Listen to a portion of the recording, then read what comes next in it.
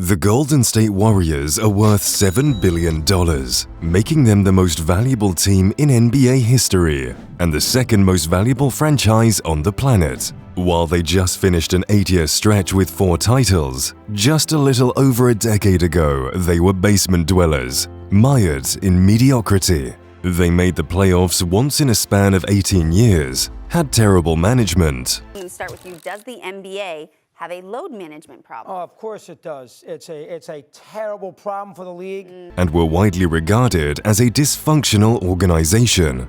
So, how did they get here? At the top of the NBA mountain, both on the court and financially, and more valuable than the Lakers and the Knicks. I'll give you a hint. There's much more to this Warriors dynasty than just Steph Curry. Michael Jordan, Mickey Mouse, and a 3-inch patch have all played a hand in making the Golden State Warriors the most valuable NBA team in history.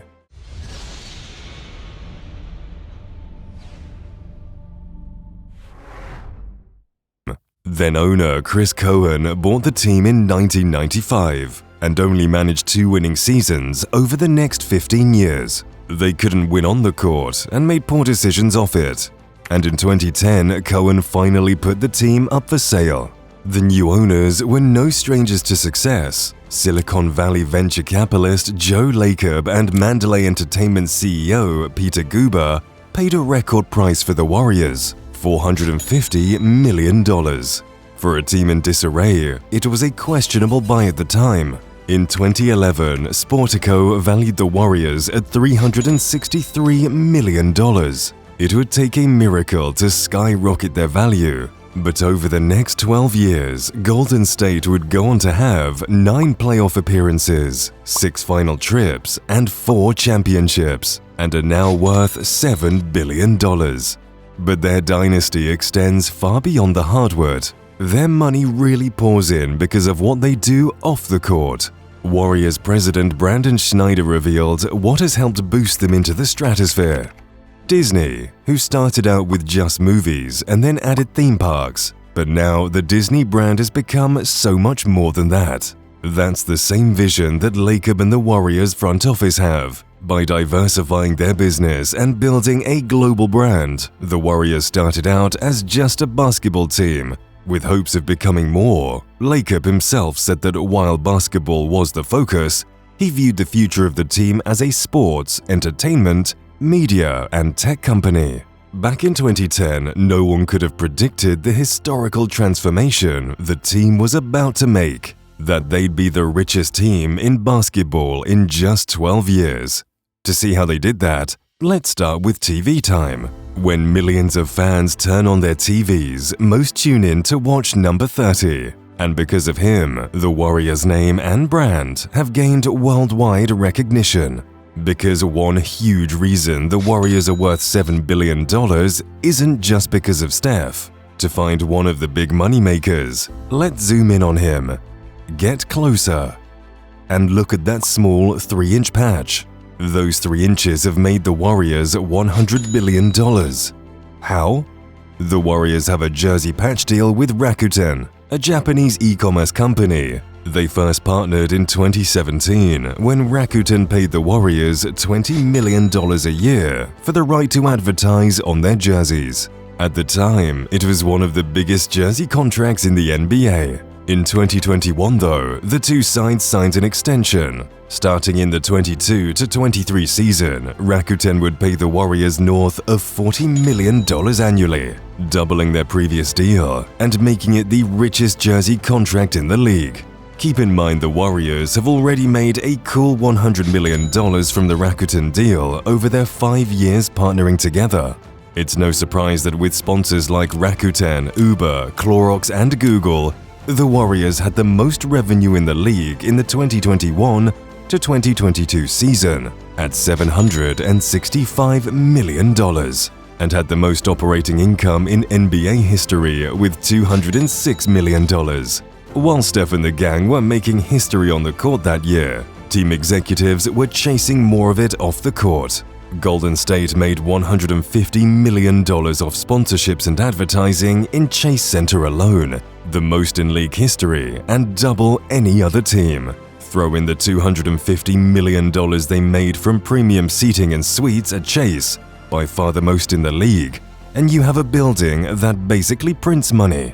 That is well worth a hefty $1.4 billion it cost to build. In fact, when you have a stadium that brings in that much, it makes up for the fact that the Warriors have a small local TV deal. For reference, the Lakers have a massive one that was worth about $4 billion over 20 years. But let's look a little deeper at the Warriors' ace in the hole that helps them stay in the competitive financial arms race: Chase Center.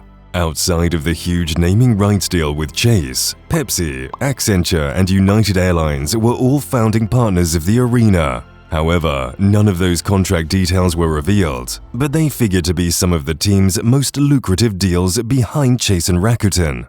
The deal with Pepsi includes a Pepsi Club inside Chase, with a full bar, eateries, and several TVs, giving fans a sports bar feel inside the arena.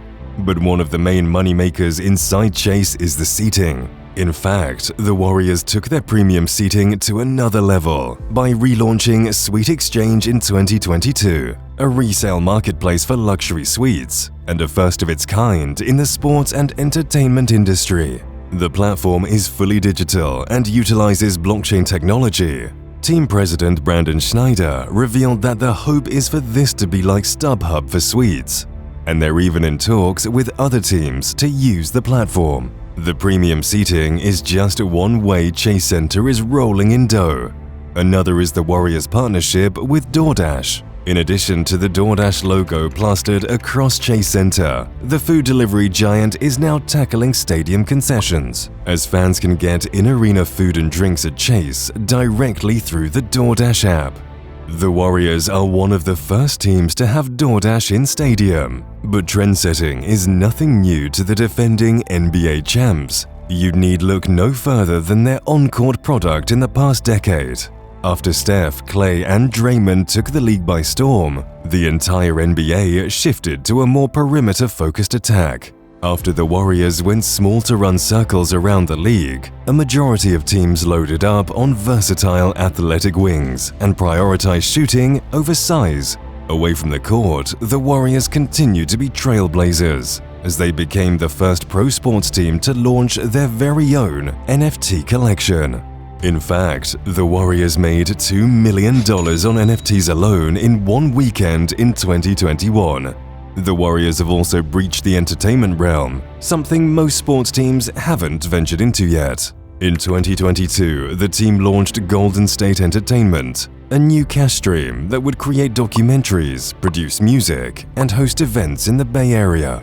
Right out of the gates, GSE produced a song by K-pop star Bam Bam, who you might remember helped promote Andrew Wiggins into the 2022 All-Star Game, and who's already a partner with the Warriors. GSE has also facilitated the production of 38 at the Garden, a documentary about Jeremy Lin's rise to fame with the Knicks. One of the inspirations behind Golden State Entertainment is actually one of head coach Steve Kerr's former teammates, Michael Jordan. Schneider recalled that the Warriors were already planning on an entertainment branch, but those plans got pushed into overdrive after they watched The Last Dance in 2020. The first 2 episodes of the docuseries averaged 6 million viewers, and the Warriors realized they could use their expertise and resources to make similar content. None of their content will go directly to consumer though.